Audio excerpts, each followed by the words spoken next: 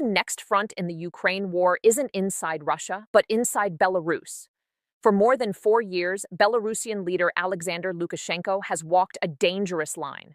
He allowed Russian troops to use his territory. He opened his borders to Moscow's military. He provided logistical support, airspace access, and strategic depth for Vladimir Putin's war effort. Yet despite all of that, Belarus officially never entered the war. That fragile balance may now be collapsing. According to emerging reports and intelligence assessments, Ukraine has delivered what many analysts are describing as its strongest warning to Belarus since the invasion began. Kyiv is reportedly demanding the removal of Russian military assets and drone-related infrastructure from Belarusian territory, with Ukrainian officials signaling that failure to comply could lead to direct action. The message is simple: remove them or we will. If that warning turns into reality, the consequences could be enormous. Belarus could be dragged into a war it has desperately tried to avoid. Putin could lose one of his most valuable strategic partners, and a completely new battlefield could emerge on Ukraine's northern border. Tonight, we break down what happened, why Ukraine is suddenly increasing pressure on Minsk, and why some observers believe this could become one of the most dangerous moments of the war since 2022. Because for the first time in years, the quiet front is no longer quiet, and Moscow is paying very close attention. To understand why this situation matters, we need to understand Belarus's role in the war. When Russia launched its full-scale invasion in February 2022, one of the most important directions of attack came from Belarus. Russian forces crossed the border from the north and pushed directly toward Kyiv. Missiles were launched from Belarusian territory. Aircraft operated from Belarusian airfields. Russian troops used Belarus as a staging ground for one of the largest military operations in modern European history. For Ukraine, the threat from Belarus was immediate and existential. The northern border suddenly became one of the most dangerous areas in the entire country. But something interesting happened after Russia's failed attempt to seize Kyiv. Belarus never fully joined the war. Lukashenko allowed Russian forces to operate from his territory, but he repeatedly avoided committing Belarusian troops to combat. Military analysts believe there were several reasons for this. First, Belarus's armed forces are relatively small. Second, public support for entering the war remained weak. Third, Lukashenko understood that direct participation could destabilize his own government. As a result, Belarus became what many experts described as a co-belligerent without combat troops. It supported Russia, it helped Russia, but it stopped just short of becoming an active battlefield. For years, that arrangement benefited both leaders. Putin gained strategic depth. Lukashenko gained Kremlin protection. Neither side had to take the risks associated with full military integration. Now that arrangement may be under unprecedented pressure. For much of 2024 and early 2025, Ukraine's military focus remained concentrated on eastern and southern fronts. The largest battles were taking place in Donetsk, Zaporizhzhia, and around critical logistical corridors connecting occupied territories. Belarus remained in the background, a threat but not an immediate one. That has started to change.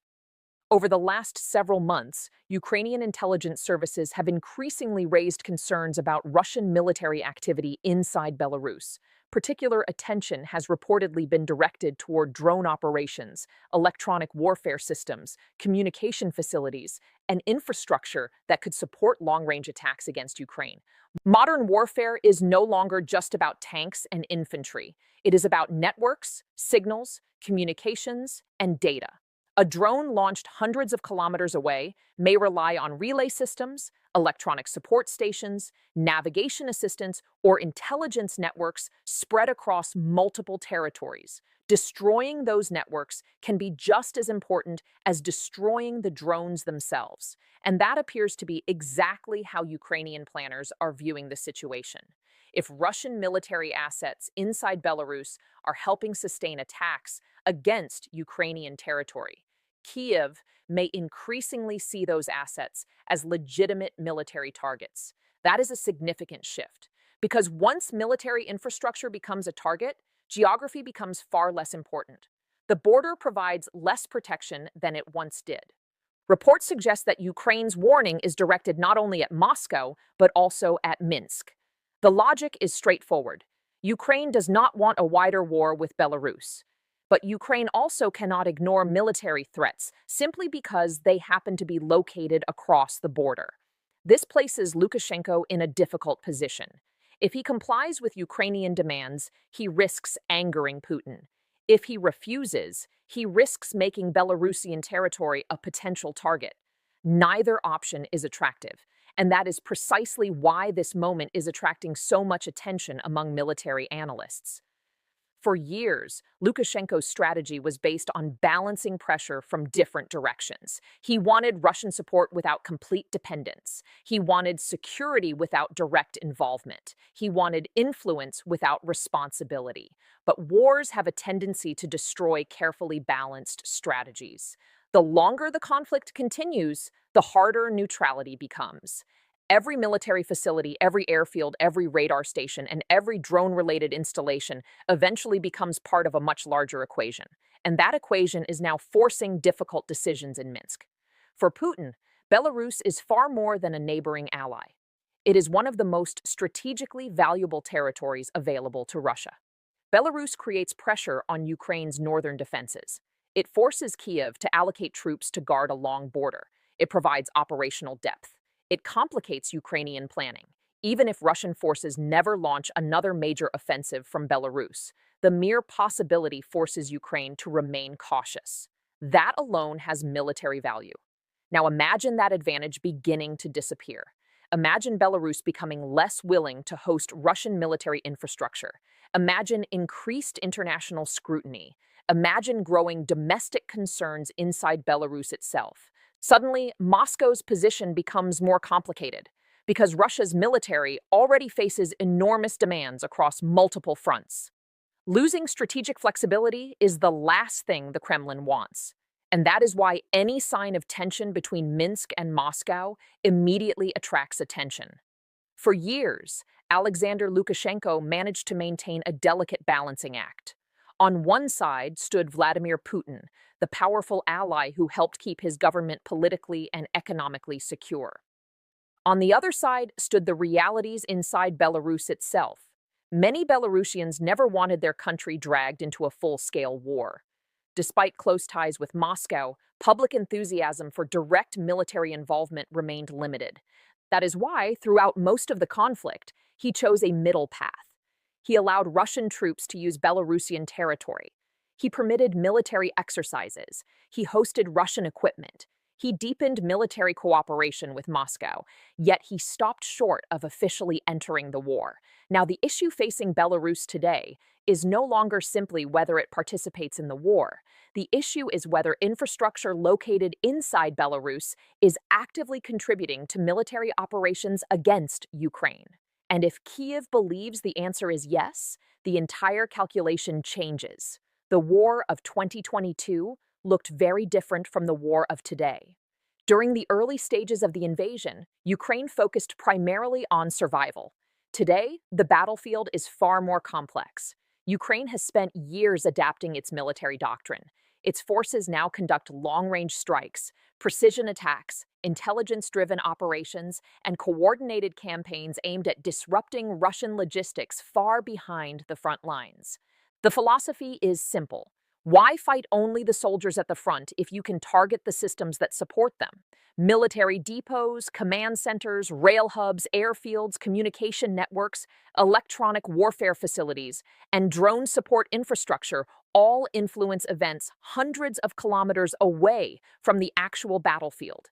This evolution in strategy is one reason why Belarus has returned to the spotlight. One of the defining characteristics of this conflict has been the rise of drone warfare. Drones gather intelligence, identify targets, direct artillery, strike infrastructure, attack fuel depots, threaten air defenses, and hunt military vehicles. Both Russia and Ukraine have invested enormous resources into expanding drone capabilities. As a result, the war increasingly resembles a contest between competing networks rather than simply opposing armies. Every drone requires support. Every operation requires coordination. Every strike depends on communication systems. The side that disrupts those systems gains an advantage. This is where Belarus enters the discussion. If Russian military assets operating from Belarus are helping sustain operations against Ukraine, Kyiv may see those assets as part of the broader battlefield. At the center of this entire story is a question that no one can answer with certainty. What happens if Belarus does nothing? What happens if the warnings are ignored? What happens if Russian military infrastructure continues operating from Belarusian territory without any meaningful changes? Military planners do not wait for events to happen. They prepare for possibilities. And if Ukrainian leaders genuinely believe that assets inside Belarus are contributing to attacks against Ukraine, they must decide how long they are willing to tolerate that situation.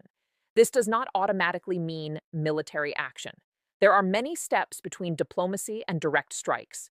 Political pressure can increase. International partners can become involved. Public warnings can become stronger. Intelligence operations can intensify. Economic measures can be considered. But eventually, every warning reaches a point where credibility becomes important, because a warning that is never enforced risks becoming meaningless. If tensions continue rising, Ukraine would have several possible paths forward. The first option is continued deterrence. The second is expanded intelligence and surveillance operations. The third possibility is far more serious, targeting specific military infrastructure that Ukraine considers directly linked to ongoing operations. Much of the discussion surrounding Belarus focuses on Lukashenko, but Vladimir Putin faces his own challenges. For years, Belarus has been one of Russia's most dependable partners. Political ties, economic ties, security ties, and strategic ties are deeply intertwined. Moscow has a great deal invested in Belarus. The Kremlin therefore faces a difficult balancing act. Putin wants maximum military flexibility, but he also does not want Belarus drawn into instability. A crisis inside Belarus would create problems that Russia can ill afford while managing a large-scale war. Throughout the war, there have been countless warnings, countless threats, and countless predictions of escalation. Many never materialized. Yet this moment feels different because the strategic environment has changed. The war is no longer confined to traditional front lines. Long-range strikes have become routine. Critical infrastructure has become a target. Drone warfare has transformed military operations. The battlefield has expanded beyond trenches and armored vehicles. Today, a facility located hundreds of kilometers away can influence combat outcomes. A communication node can matter as much as a tank battalion. An electronic warfare system can be more valuable than an artillery battery. A drone network can alter an entire campaign. If Belarus becomes less available as a military platform, Russia could face several strategic setbacks. Moscow would lose flexibility. Ukraine could redirect resources. And Russia's image of regional control could suffer. Perhaps the most nervous leadership at this moment is not in Kyiv or Moscow. It may be in Minsk. Belarusian leaders understand something that outside observers sometimes overlook. Their country sits in a uniquely vulnerable position. Too much distance from Moscow creates risks. Too much dependence on Moscow creates risks. Too much involvement in the war creates risks. Too little cooperation creates risks. Every path contains uncertainty. Whether or not military action ever occurs, one fact is becoming increasingly clear. The war is entering a new phase, a phase where support networks matter as much as front lines, a phase where infrastructure matters as much as territory, a phase where geography provides less protection than it once did. For years, Belarus existed in a gray zone, not fully at war, not fully outside it, close enough to influence events, distant enough to avoid direct involvement. That gray zone may now be shrinking. Ukraine's warning has placed new pressure on Minsk. Russia is watching carefully. NATO is monitoring every development. Military planners across Europe are evaluating what comes next. No one knows whether the situation will calm down or escalate. No one knows whether diplomacy will prevail or whether new tensions will emerge. But everyone understands the stakes. Because this is no longer just a story about Belarus. It is a story about the future direction of the war itself, a story about strategic pressure, a story about difficult choices, a story about alliances being tested under extraordinary circumstances. And perhaps most importantly, it is a story about what happens when a country that spent years standing on the edge of a conflict suddenly finds itself being pulled closer to the center. The next few days may not decide the entire war, but they could reveal something just as important: how far Ukraine is willing to go to eliminate threats beyond its borders, how far Belarus is willing to go to protect its relationship with Russia, and how far Putin is willing to go to preserve one of the most valuable strategic partnerships he has left. The countdown has begun. The decisions are approaching, and the world is watching.